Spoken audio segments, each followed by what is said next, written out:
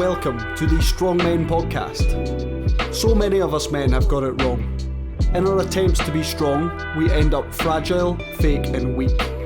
Our current understanding of what it means to be a strong man is warped. This misunderstanding almost led to my suicide, and it continues to contribute towards the high suicide rate seen in men. That's why the Strong Men podcast is on a mission to redefine the strong man, to help men grasp true strength and work towards it. Not just to keep them on the planet a little longer, but to help them thrive. Hello everybody and welcome back to the Strong Men podcast with me, Chris Stone. You are very welcome here and I am delighted to have you. We've got a belter of an episode this week. We're going to be chatting with Jean Itier, who is French. I don't know why I started with that part. He is French, but that's not why I've got him on the podcast. He is a chronic pain therapist, and honestly, this conversation is fascinating. It really is, and I can't wait to share it with you all in a moment. When I was in uni, physiology and anatomy modules were my absolute favourite. I've always had a real interest in the human body, especially in light of physical training and how it adapts and changes and that sort of stuff. Also, one of my biggest gripes with the fitness industry, in fact, not just with the fitness industry, but with lots of different industries, is the fact that we tend to treat physical health and mental health as two separate entities, when in fact they are connected. There's no doubt. That's why, as the Wellbeing PT, my tagline is connecting mind and body. I'm looking to address this disconnect that is very prevalent in our society. This whole interview feeds right into this idea of the mind and body being connected. Jean, as a chronic pain therapist, works with people who have chronic pain, and often the way to resolve or improve their symptoms is to work on the mind, which is fascinating. So we're going to hear a little bit more about that and how it all works in a moment, as well as hearing a little bit about his own story and his own battle with chronic pain and how he overcame it. Just a quick correction that we'd like to make prior to playing the interview. Later on, you'll hear reference to a Whiplash study, which we believed was done in Latvia. However, having gone back and looked at the study, we've got that wrong. It was a study that was done in Lithuania rather than Latvia. Evidently, not a huge issue, but something that we wanted to clarify nonetheless. Anyway, that's enough from me for now. Let's get into the conversation with the chronic pain therapist.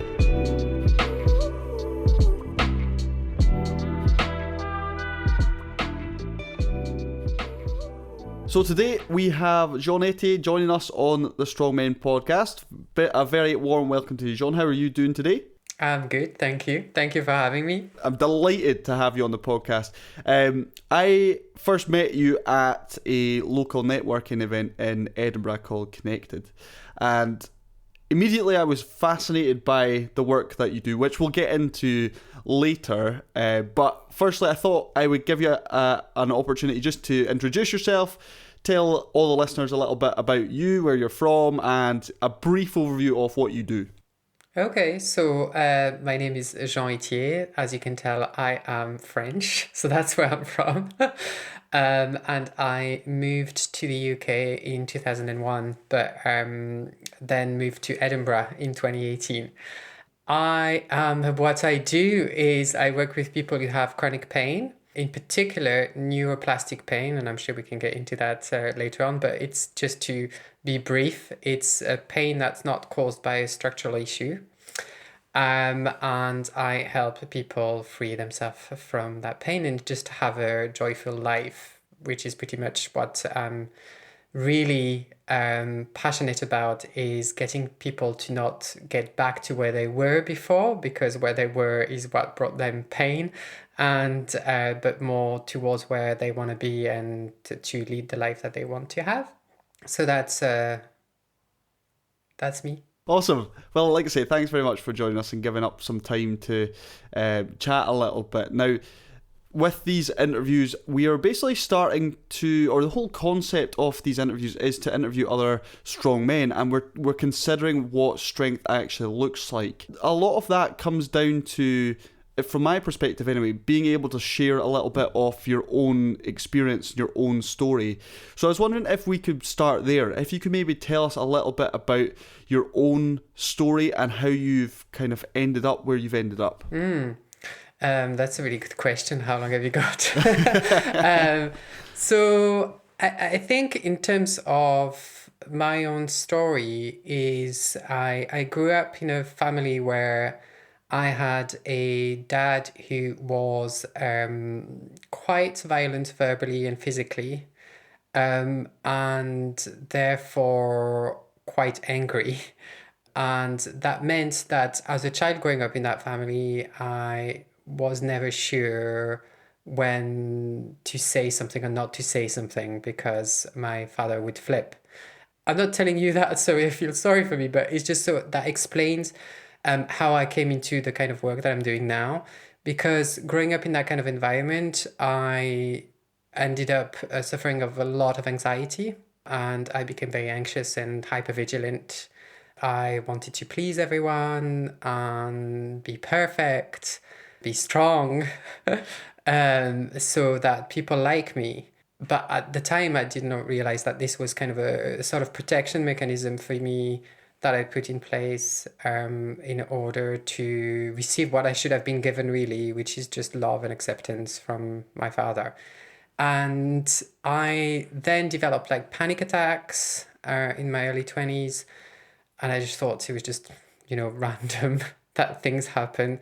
And because I was still not listening, I think, then my body brought on pain, chronic pain, which was in the form of back pain and sciatic pain. And because of the pain, which is really the gift of pain, I think, probably not when you're suffering from it and you're like right in an intense experience of pain, but having it means that you're put in a corner, and that when you have such a circumstance in your life that you can't change, the only thing that you can change is your relationship to that circumstance. And that taught me how to do that. And then I eventually freed myself from that pain, and I'm now using the tools that I have used for myself, but also that I trained for, to support people in that same way. And that can be, it doesn't have to be sciatic pain or back pain. It can be like any type of pain, as long as it's pain that's not structural. I'm just really interested. You mentioned when you were in that place where you were feeling quite anxious and struggling with panic attacks and that sort of thing. You said you felt like you were being strong. What sort of behaviours or what was it you were thinking during that period? What was strength like for you back then? Being brave. I think strength for me as a man is to be brave enough to be vulnerable, brave enough to face all the emotional stuff that you don't want to look at or you don't want to face. So I think I would have to answer being brave is the superpower to be developing when you're facing chronic pain or any difficulty in your life. If you had 10 different men in a room and you asked them all, what would being brave look like? I think you probably get quite a wide variety of answers. And certainly for me, when I was in a really dark place, for me being brave was actually hiding and thinking that, I'm going to be able to deal with this all myself.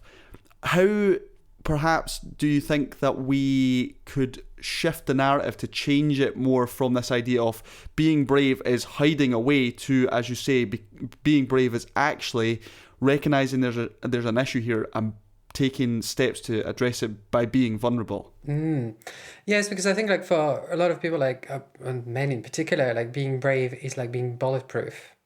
And it's just like, I'm the brave soldier or warrior that's going to go to battle and I fear nothing. And for me, it's quite the opposite, is acknowledging that I am scared. It's facing my fear of whatever situation I'm going through in my life. So, and it could be like facing the fear of my fear, facing the fear of death, facing my fear of being vulnerable, facing my fear of being sad, feeling any type of emotion that I don't allow myself to feel.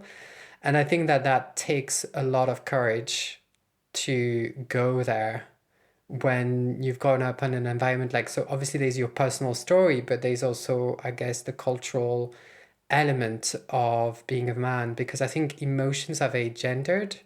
So as a man, culturally, we get a lot of different messages and of what emotion is acceptable and which one isn't. So in our families, of course, like on a personal level, but culturally as well, it's just like, the usual all well-known men don't cry kind of thing, or man up when you're feeling a difficult emotion. Like people saying things like this to you as a child means that you're not a man if you're feeling this. So therefore, I shouldn't be feeling this. Like people like me don't feel this.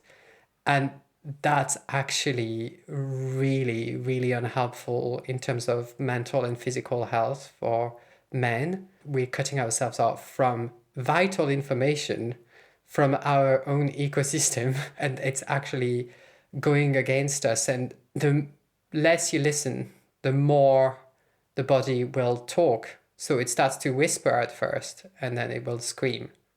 And to the point where, like in terms of chronic pain, in my case, but it can be a burnout, it can be depression, it can be a general anxiety disorder, it can be any sort of ways for your body to tell you to stop and listen. Yeah, that link between mind and body has always fascinated me. And this is something that I'm very, very keen on when it comes to the fitness industry, because often I feel like there's such this intense focus on the physical all the time and not so much focus on the mental. And often it's like they're treated independently. Like if you're struggling with your mental health, you go to a psychologist, and if you're struggling with your physical health, you might go to a physiotherapist or a PT or a coach.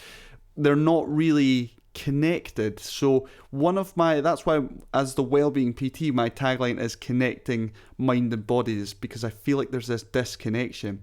So with that in mind, I wanted to chat a little bit about that connection between the mind and body. You talked about how our mental state can impact the physical and vice versa. So could you tell us a little bit more about that in a bit of detail?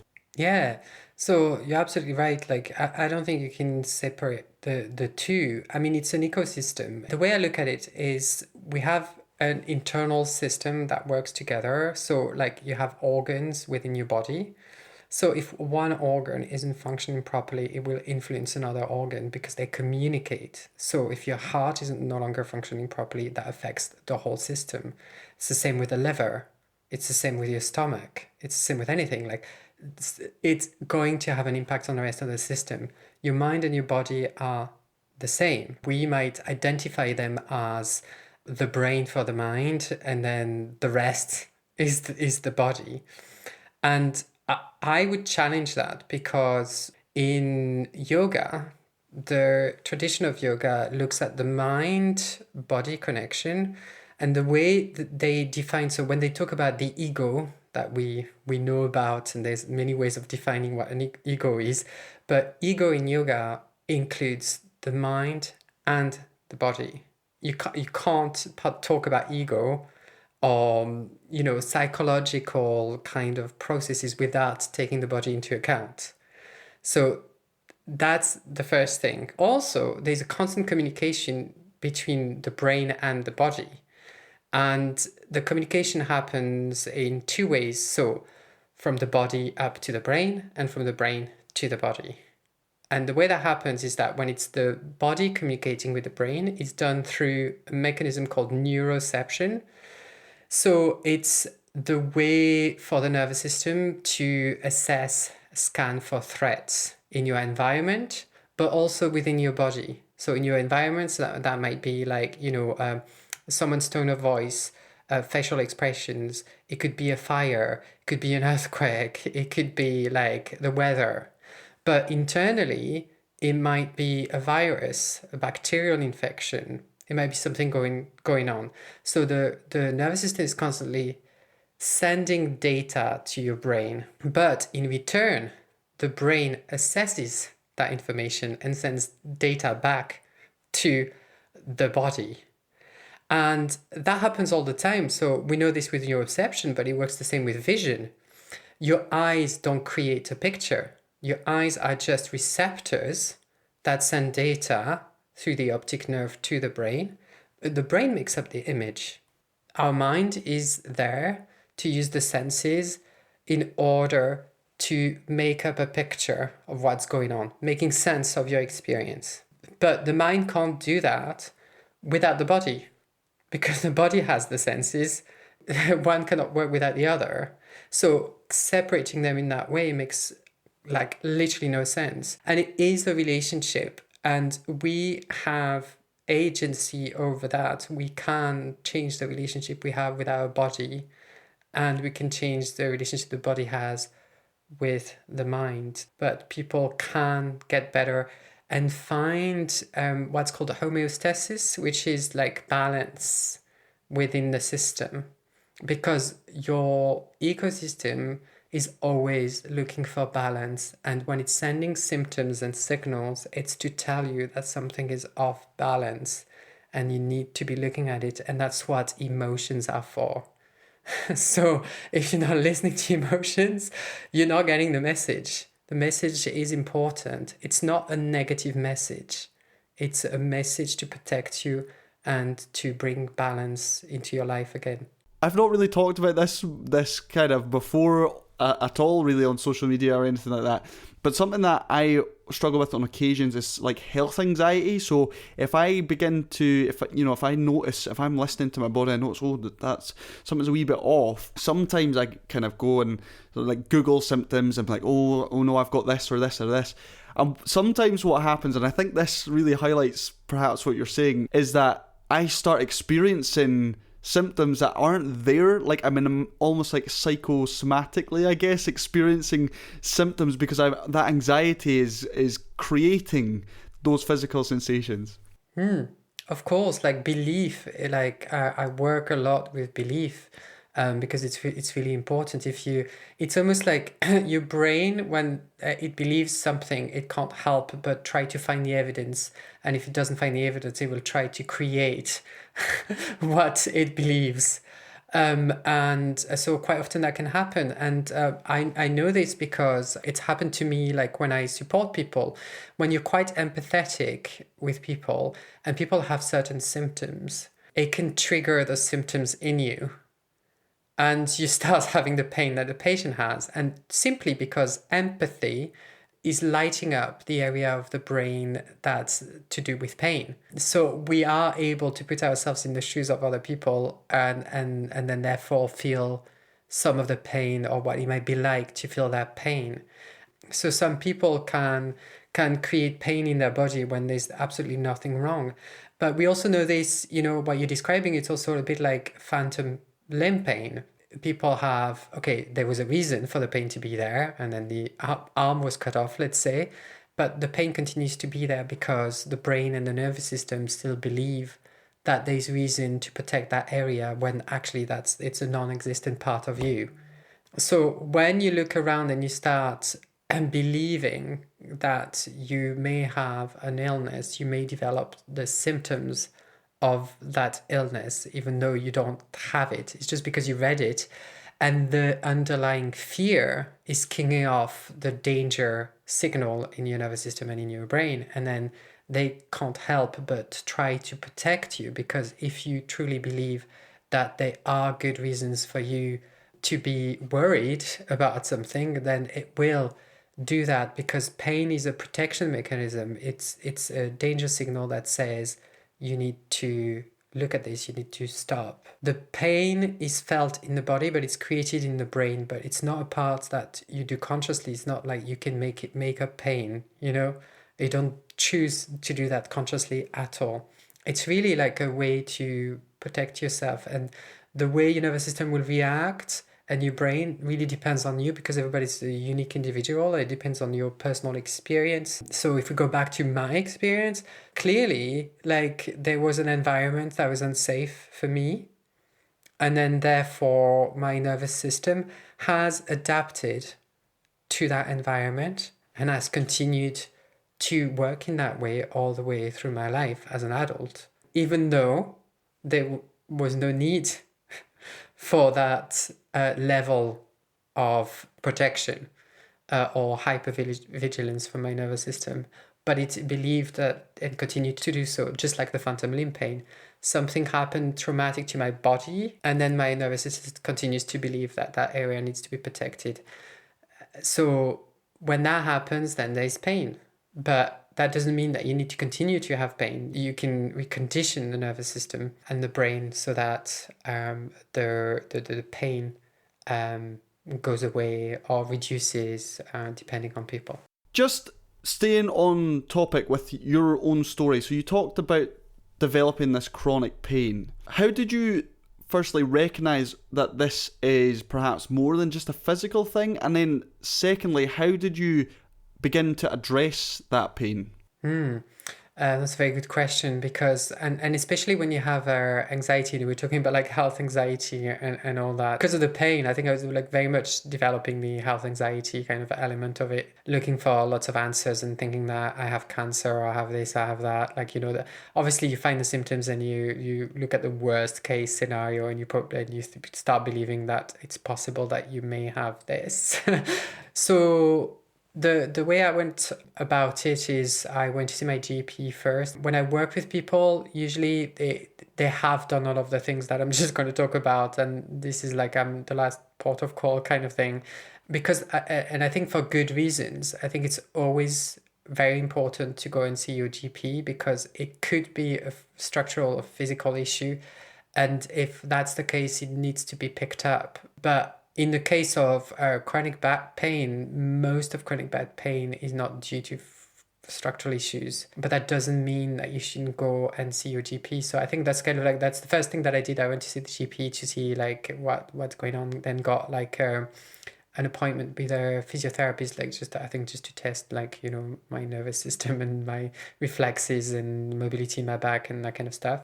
All they did really is just kind of refer me then to a physiotherapist team, and then obviously like anti-pain medication, which I didn't take because I just thought I need to be in real pain for me to go for it. But I was getting there, really. I was like, okay, I need to take something. And then I went to see osteopath and then a chiropractor.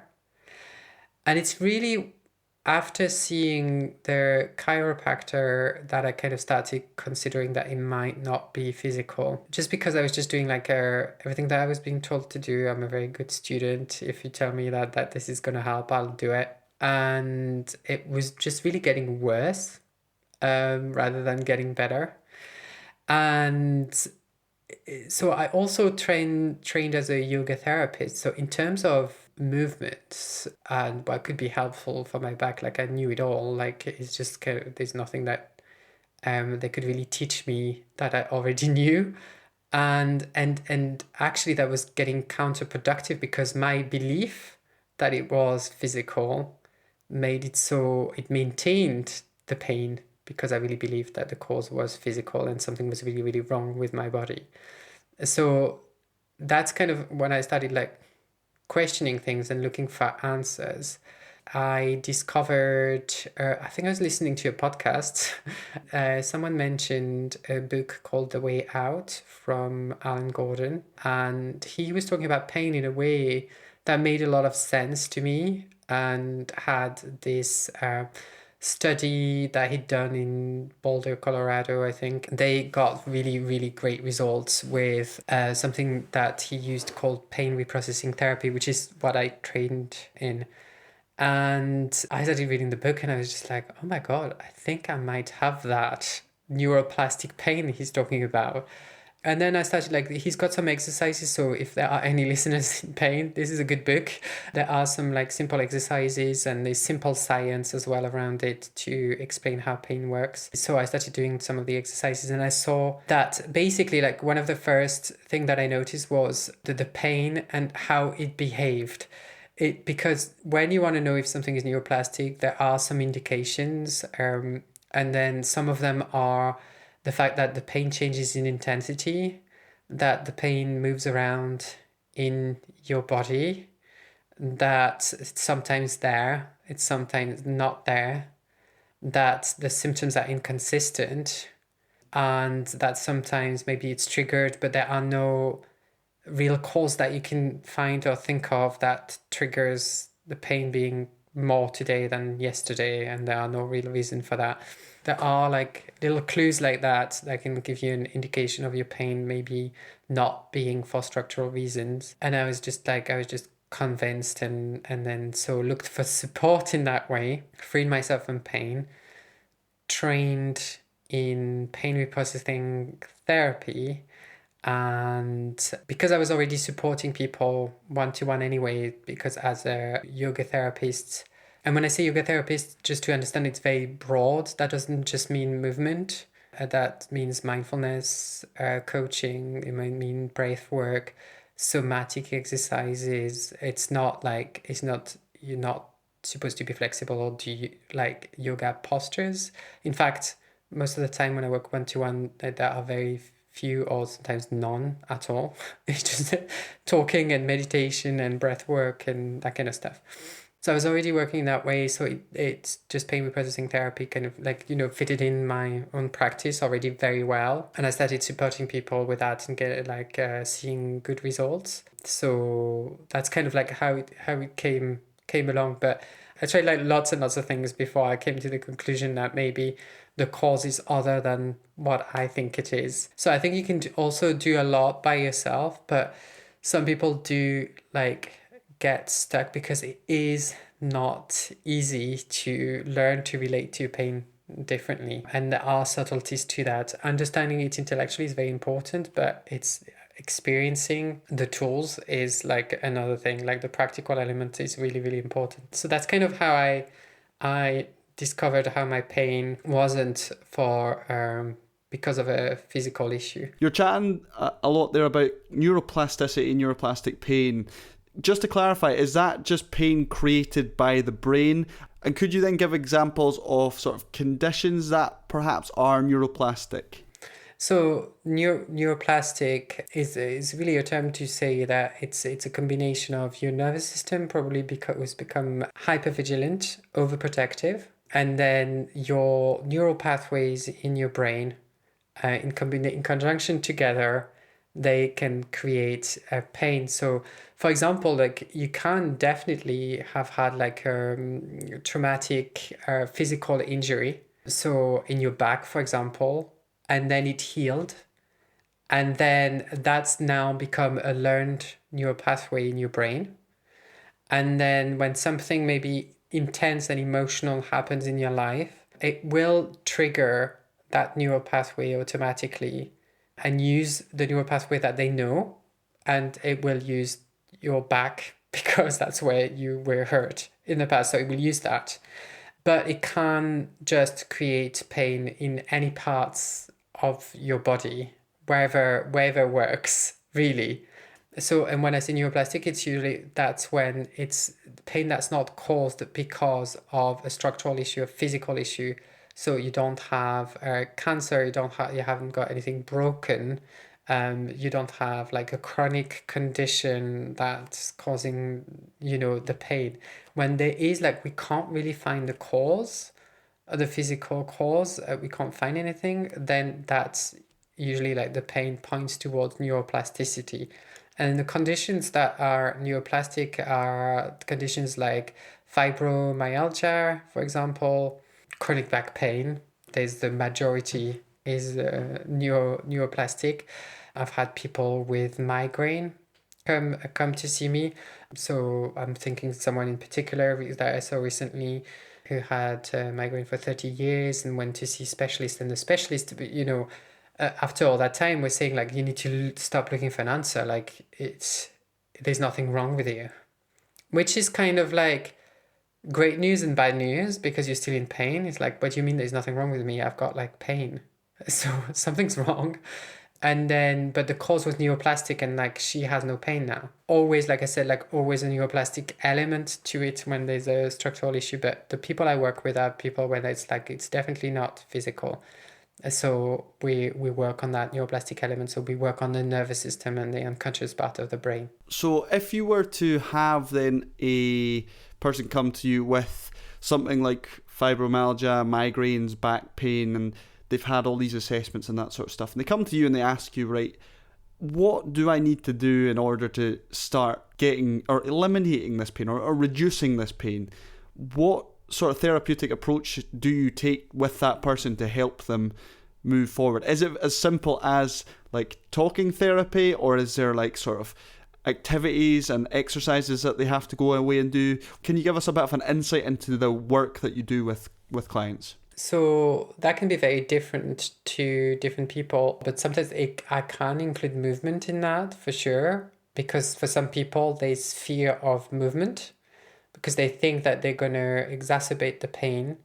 So I encourage them to move, but in a very specific way. We're not moving in order to fix the body because nothing wrong with your body. We're moving to fix the fear that you have of movement. Doing repetitive movement is very soothing for the nervous system. It's sending a signal that everything is fine and everything is okay, and that range of movement that you're using again and again and again is absolutely fine. So if someone has like a neck pain, for example, I can do guided practices where I ask them to move their head from left to right constantly and then just listen to me and I guide them through, and then the pain disappears. So it's that, but there's also mindfulness techniques, and a technique that a name was coined by Alan Gordon from that book that I was mentioning before called somatic tracking. It's really like a mindfulness technique with a few elements in it. So the idea is to connect to the physical sensation of your pain, which is not very easy for everyone. Connect to the physical experience of your pain and track it, meaning like allow it to be there and follow it and be curious about it. And at the same time, as you're doing that, you're also sending messages of safety through your relaxing your mind, giving a sense of relaxation and ease in your mind and in your body. And that can be done with all sorts of things. So Alan Gordon uses humor. I'm terrible at jokes, so I don't use that. They always fall flat, so I'm not using that anymore. I'm very good at relaxing people, so that's what I use. But it can be like with positive emotions and usually joy and love and that kind of like those kind of like you can trigger that in people in a very, very beautiful way. And then so that means that people then relax within the experience of the pain while they're tracking it. And then we can use the conscious part of your brain and use your thinking to send messages of safety. Because when they've learned about like pain science and we've done all the psychoeducation element, then they can send the message and just saying like, there's nothing wrong with me. Every physical sensation is neutral. It's just picked up by my nervous system. And they can say that to themselves as well as being in a relaxed state and tracking. So that's kind of a technique. It's very kind of like simple technique, but it's quite difficult to apply. So that's when it's good to kind of be guided. That really helps because it's hard to do on your own, but then you learn to do it on your own. I use techniques from the internal family systems where you connect to different parts of yourself and engage into conversations of those parts. So you can engage in conversation with your anxiety, with your fear, with your anger, with your sadness, with your despair, but also, and most importantly, with your pain, and understand the message that because the body is trying to tell you something, you need to listen. And quite often, in fact, most of the time, people get messages like they just know what they need to be doing if they really listen. And that's very powerful for a lot of people. So there's work at that level. There's also work like journaling that I can use with some people, writing exercises kind of cognitive behavioral stuff, it depends on the person. So I can't say like we'll definitely use that or not use that. For some people, it's very quick. For some people, it takes a little bit more time, but it does happen as you recondition the nervous system and the brain. By focusing on doing like cognitive work, whether that is listening to your emotions better, whether that is like therapy, whether it's mindfulness, whether it's journaling, any of these activities you've mentioned, but by focusing on these things, you can actually have an impact on how you feel physically. You know, like I say, that is fascinating to me, but when you begin to understand that that's how the body works, then it should be like, well, yeah, of course, doing these things, doing these cognitive exercises, of course that's going to have a benefit on our physical health and well-being as well. I remember you saying something when you work with people, and you just said like, I'm getting people to focus on the way they feel rather than the way they look. And I think like that's so like central to what I do, is just because you want to change the relationship that you have to your body.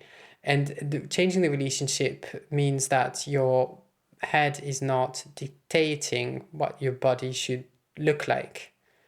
It's your head in partnership with your body, creating balance within your body, and that feels a certain way. Because I think like our experience as human beings is made up of like thoughts and feelings, really.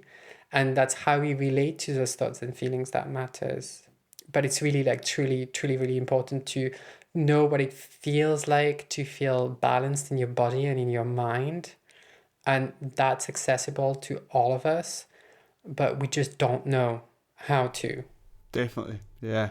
Now, I love scientific studies. I love reading the latest research and that sort of stuff. Now, last time I met you and we were chatting, you mentioned something about whiplash not existing in, I can't remember which country it was, but a country in Europe somewhere. I think it's Latvia, if I remember. And I was like, how is that possible? But yeah, could you tell us a little bit about that? So there's a study that points to the belief around whiplash. In Latvia, like whiplash, it's not a thing. So they don't know that you can get like chronic condition after like someone's hit you in the back of your car. So they tried to do a study where they were putting people in different like conditions of like whiplash, so someone getting in the back of your car, but there's no way that could cause like a physical issue or anything. It's just more like fear. And so the people who didn't believe, like, or didn't know about whiplash, that's not a thing, it doesn't exist, like we don't know of anyone who's ever had that. We don't have a name for it, if there is any. So it's kind of just didn't develop the pain in the neck. But the cultures where it's a thing, that like, you know, there's a certain percentage of people who started developing the chronic element of whiplash. So it's kind of like the study is pointing towards this idea of beliefs, you know, what you believe to be true. And I have found that with some people, so I'm not saying, so before I explain this, I am not saying that long COVID is definitely neuroplastic. I don't know, it's too recent and it's too new for me to know. But there are some people I've worked with using the pain reprocessing therapy element on long COVID symptoms where it's worked. And so, and the reason for that is just, it's a neuroplastic element. It's just like there was a real threat. They got COVID, they got it bad, and it was a real threat for your nervous system. And also the people I work with like suffer from anxiety. The whole pandemic, the kind of context is anxiety provoking. I mean, it's an invisible threat and you can catch it from anyone. And then that means that the nervous system reacted in a certain way because it believes that the threat is still around. There's also there's plenty of science like this. There's like science about back pain, like, you know, herniated discs, and majority of the population by age 50 have herniated discs. So that means like 80% of the population should have chronic back pain because herniated disc. If you were giving MRI scans to doctors and just say like which person on here has pain, they're unable to tell you that. They can't tell you just because of a scan. They don't know. Like, I can see a herniated disc. This person may or may not have pain, because some people with herniated discs have pain and some people with herniated discs don't have pain. So it can't be the herniated disc that causes the pain. The understanding of the pain processes is changing. And that's very positive for a lot of people who are in chronic pain, because there's a lot of people who have chronic pain and could, with the right treatment, get themselves out of pain and just, have a life that's joyful and comfortable. Definitely, that's a great change, and obviously something that could really transform a lot of people's lives in the long term. So I know we talked about this already a little bit, but just to round off the interview, I always ask the guest this question, and it's, what one word would you use to describe a strong man and why? So I went for brave and I guess courage. The courage to be vulnerable, the courage to look at your emotional stuff, the courage to ask for help, the courage to talk to someone about how you're feeling, the courage to really listen to the maybe terrible story that you've been through, that you're telling yourself, and the circumstances that you've been through. Like, just have the courage to face all of that, because on the other side of that is a lot of freedom from pain and suffering, in the form of like physical pain, but emotional pain, and all sorts of symptoms that you can really create unknowingly and unconsciously, just because of the circumstances in which you've grown up in. Having the courage to go there and understand that the reason you function the way you function, it's because of your past history, and it was probably a protective mechanism at the time, and it was the right thing to do for you to keep yourself safe. It's no longer working. So if it's no longer working, you need to go and have a look, a proper look, so that you can actually free yourself from it all. You can totally have a look in a safe way from, all sorts of trained therapists, and really, it's, if you have the courage to do that, then on the other side is a lot of joy. I think that's a really good point, and it's probably a sticking point for some men. Certainly it was for me a few years ago, was the whole idea of going to see a therapist, because I thought, that's just really for people who are like really at their wits' end or really struggle mentally. But what I've come to realise is exactly what you said. A lot of my issues and the way I behave sometimes comes down to my past history and what I've done previously. The therapy is about me kind of being able to understand myself better and perhaps begin to change things about myself to improve and move towards that life of joy and happiness. But yeah, I don't know what your thoughts are on that with men. There probably is a bit of resistance to therapy, but actually it can be such a positive tool for everyone. Yeah, and I see quite a few men actually. So they tend to start off with, oh, okay, I just don't want to look at this part. I don't want to open up this part of my life. It's just, I don't think that would be helpful. I want to work with what is now and all of that. I think it's just kind of, at first, I mean, for me, I totally respect it, because I mean, like, if you don't feel ready, you don't feel ready. You have to feel ready for it.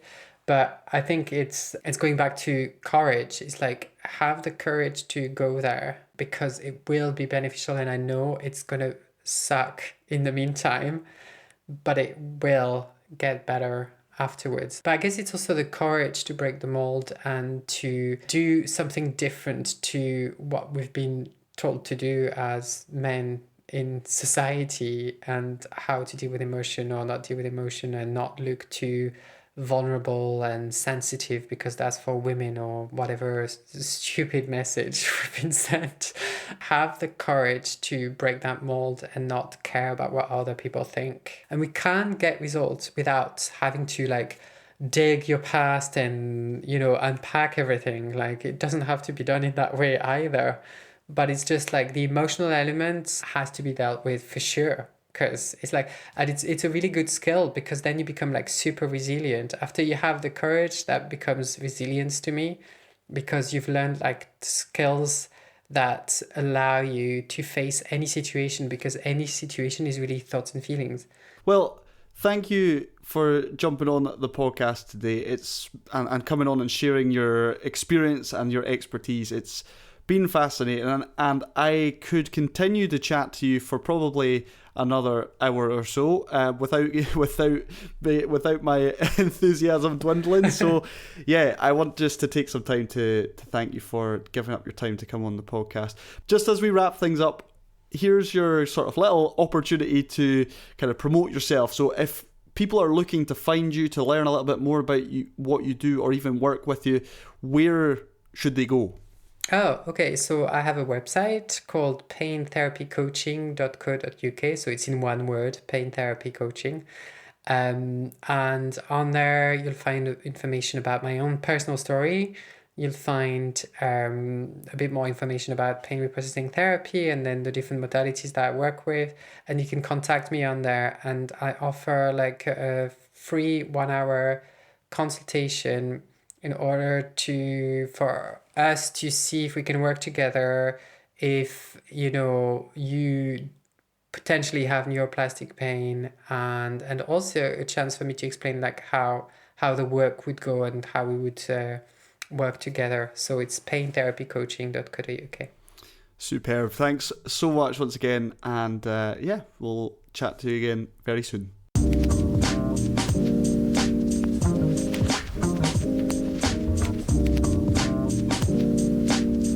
Wow, well, that was quite something, wasn't it? A topic that I'm sure many of us haven't really considered or thought about or known much about. And I know I said last week about how Callum was the perfect first guest. Well, we followed that up with another really top-notch interview with a really nice guy. And that lived experience is really shining through. It was with Callum last week, who struggled with an eating disorder, and this week with Jean with his chronic pain. And just hearing about their stories and seeing how far they've come and being able to overcome these challenges is inspiring, no doubt. So yeah, a big thank you to Jean for coming on, giving up his time. I trust that you really enjoyed that interview, and I would love to hear your feedback and let me know what you think of these interviews thus far. I personally have really enjoyed them. I really have. I've got a lot from them myself as well. So yeah, I trust that is the same for you. Okay, moving on now to the brain break. As you may or may not be aware, this is the part of the show where we are aiming to give your brain a break rather than break your brain. Because ultimately, we are covering some heavy topics on this podcast. And it's really important, in my opinion, that we follow it up with some more light-hearted banter / chat from myself, but also from you guys. I want you guys to get in contact with me, get in touch with the show, and let me know your thoughts. Last week, we were chatting about embarrassing gym stories, and this came off the back of me decking it in the gym with a client at peak time and feeling like a bit of a fanny, to be honest. So this week on the Brain Break, I was asking you all for your contributions to share with me your most embarrassing gym stories. And I've got a few. So thanks to everyone who contributed. We're going to start with an embarrassing story that I was actually involved in. But thankfully, the embarrassment didn't occur to me. I actually made it worse for this person. And this person is my brother, Colin. So thanks, Colin, for getting in touch and sharing your story. This happened when Colin was 16 and I was 14. He had decided he wanted to get into weights, and he got himself a weights bench and some weight plates. He took the bench home and set it up enthusiastically in his room, but then decided that he was strong enough to bench press all of the weight that he had got, which I think was only about 40 kilos. But, when you're 16 years old, 40 kilos is quite significant. The bar went down, it didn't come back up. He was trapped under the bar, and I could hear him shouting from my room. So my room was at one end of the corridor, his room was at the other. I could hear him shouting for me to come through. So through I came, and I was confronted with his situation. He was literally pinned to the bench with a barbell on his chest. So as any good brother would do, I just left. I just left it. That was a little bit cruel of me, but I know that at that stage in life, he would have done the same to me. So, yeah. Another one I got through Instagram, which I will share because it's a good one. My favourite story was once I was putting a Bosu ball back. Also, can I just interject and say, my favourite story, that seems to suggest that embarrassing events happen to you quite a lot in the gym. Anyway, a man got off the bike as I was putting the ball away. He knocked into me. I fell into the wall, Bosu side first. I bounced off the wall, then back into the man and fell on my arse.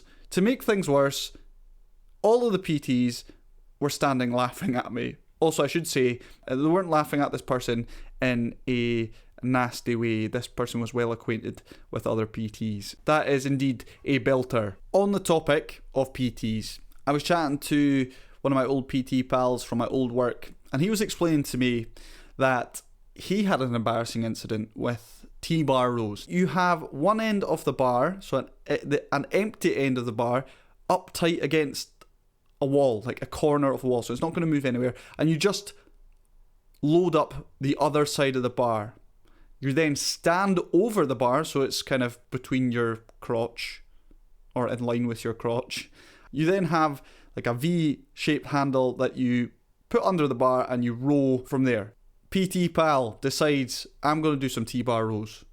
He sets it up, he stands over it, he gets a handle in place, and I'm not sure how he managed it, but the way he lifted the bar meant that the empty end, which is supposed to stay in place, did not stay in place. In fact, it came flying out of place, and because obviously the bar is weighted one side only, it tipped the bar up and smacked him in the arse, making him fall over. He also talked about how it made such a huge noise that all eyes in the gym were drawn to him. So I really hope that this gives you guys a little bit of confidence, and I hope it makes you feel a bit better to know that even us PTs, we have embarrassing moments in the gym also, and we try and play it off like nothing ever happened. So don't worry about it. If you have an embarrassing moment in the gym, it's fine. It's fine. You'll just think about it every night for the rest of your life until you die, but it's fine. You know, no harm done. The last one comes from Mike, who sent in an email. And Mike says, firstly, very enjoyable second podcast and a great first guest. Like you say, could have listened to what Callum had to say for even longer. Yes, 100% agree, Mike. He was brilliant. When it comes to embarrassing gym stories, I think I might have a winner. And I only need to use one word. Aleknas. You were there, and since you could hardly speak from laughing, you have my permission to retell the story in your own words. We've all been there, I'm sure, when it comes to doing a certain exercise, there's certain movements in particular that seem to encourage a wee fart, like squats in particular or leg press. I think those are the main two that come to mind. But there is another exercise that certainly encourages this, and that's Aleknas. This is where you're lying flat on your back, you got your knees over your hips and your wrists over your shoulders. You're holding a weight plate in your hand, and you could even put a weight plate across your shins as well. Once they're in position, you then have to extend your arms and your legs. So your arms go overhead, your legs go out in front of you, so that your heels are a couple of inches off the floor. So at the bottom position, you're basically in a nice straight line.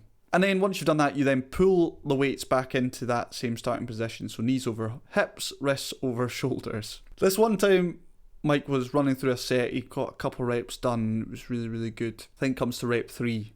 And he starts to gradually lower the weight overhead. And extend his legs. And he gets that top position where he's fully extended. And at that point, he lets out the loudest fart I think I have ever heard. I think because of the position of your butt on the floor in that exercise, it just reverberated throughout the entire building. It was so loud, and so much so that there's no doubt everyone around us heard it. I think people were too polite to laugh about it, but it was hilarious. It was honestly, it was a fart that could have brought the building down. It was that bad. From that point on, I took Aletna's out of Mike's training program. Brilliant. Thank you very much for sharing your embarrassing gym stories. They were very, very enjoyable. But it's time to move on to consider what we're going to do for next week's Brain Break. So you guys need some time to think and get in touch. So this week, we're going to be talking about Lord of the Rings. And the reason for that is because over the weekend, myself and my partner / soon-to-be wife, Abby, decided to watch Lord of the Rings, which I've not watched for a long time. I think the last time I watched it, I would have been in high school. I used to love Lord of the Rings, but nowadays, as an adult, I don't really enjoy wizards and goblins and elves and what have you. Anyway, side point. Still good films to watch, no doubt. And I may have offended a lot of people there, I recognise that, but oh well. I started getting a bit distracted because I was thinking about all the characters' names. Like, Tolkien had to literally just make up names, like Bilbo and Legolas and Gandalf. I was like, where did you get those from? Obviously your brain, but like, what was the inspiration for them? I then challenged Abby to come up with a Lord of the Rings character name. Both a good guy, so, you know, Team Frodo, and a bad guy, like the orcs and that sort of stuff. So I came up with two. My good guy was called Henrold, and my bad guy was called Gnarg. So, yeah, there's a wee insight into how my brain works. But now it's over to you. If you had to name two characters, what would they be? Get in touch. You can do so by either contacting me on social media. You find me at The Wellbeing PT, or, and preferably, send me an email, tsm@thewellbeingpt.com.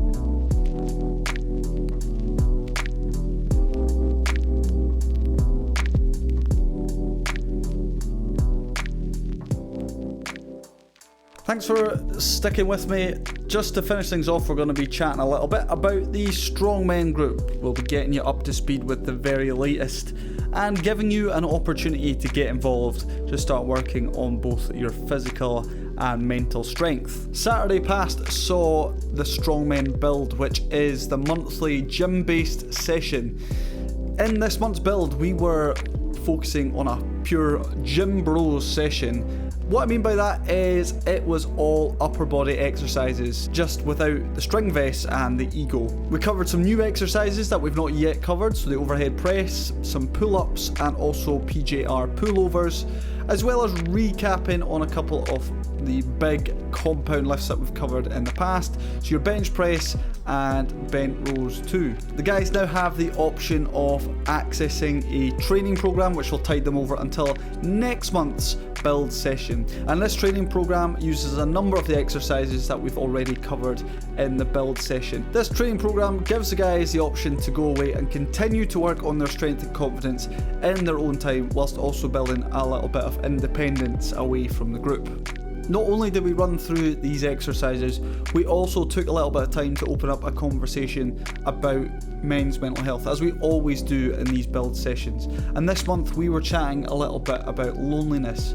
We began by reflecting a little bit personally on times in our life where loneliness has been a real issue. The guys brought a lot of insight to this conversation and shared a lot about their own experiences. I left that conversation with a challenge. I challenged the guys to really consider their relationship with themselves. Do they actually enjoy spending time with themselves? Are they friendly to themselves? Do they treat themselves in the way that they treat other people? All things considered, it was yet again another excellent event, and I can't thank the guys enough for their hard work and openness. At the end of this month's session, I took some time just to very quickly ask the guys to share a little bit about their experiences with the Strongmen. And I simply asked them the question, what one thing has the Strongmen helped you with most? And here are their responses.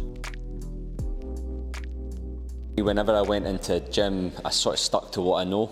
So the big thing the Strongman and Chris particularly has helped me with is confidence to go into the gym and do some sort of strength free weight exercises.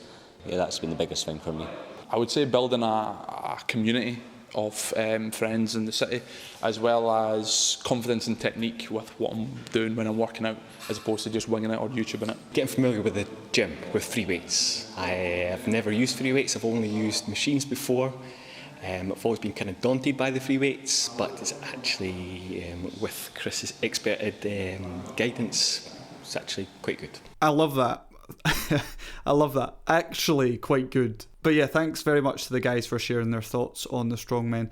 If you'd like to get involved with the strongmen, then you can. But before I give you the details that you need to know, just a brief overview. The strongmen is an Edinburgh-based group of guys that are working on both their physical and mental strength. And we do that through monthly events. We always have a minimum of 3, typically a Thrive, Lounge and Build event.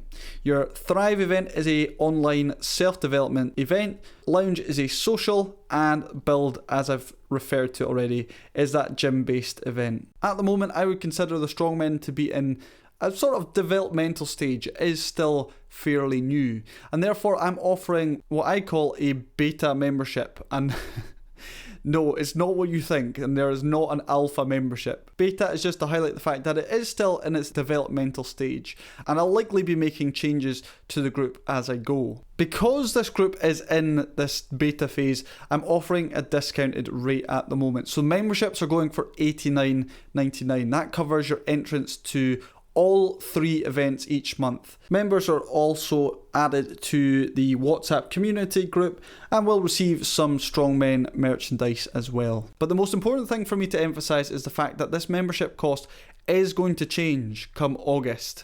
So in August, I'm looking at setting up a tiered membership system, with each tier giving you access to a certain number of features and benefits. At that stage, costs are likely to increase. However, any man who signs up before August will be considered an OG strongman, and therefore will have their price frozen until 2024. So even when this new tiered membership comes in August, their price will remain the same. If you'd like to take advantage of this and become part of a growing community of truly strong men, then do reach out, get in contact with me, and I'll send over all the details you need in order to get started. Maybe the Strongmen membership isn't for you, and if that's the case, that's absolutely fine. Perhaps so you would like to support this work, and if that is the case, then you can do. You can donate to the Strongmen podcast using the link found in the episode description. Your donations, no matter how big or small, go a really long way, not only in terms of the running costs of both the podcast and the group more generally, but when it comes to supporting men, to help them understand that there's power in vulnerability, to help encourage them to step out when they're in that really dark place and ultimately prevent the early death of many men. There is absolutely no pressure for you to donate at all. I enjoy doing this work. I feel it's really important work, and I'm happy to put the time and effort into it. But if that's something you feel inclined to do, I very much appreciate it. If you're not in a place where you feel you can donate, I totally understand. There is something you can do for me though. All I would ask is that you please make sure to leave me a rating and a review. Not only will that make my day, but it'll help me reach more people. And that's all for this episode. Thank you so much for being here and being a part of this. I really do appreciate it. Until next time, take good care of yourself.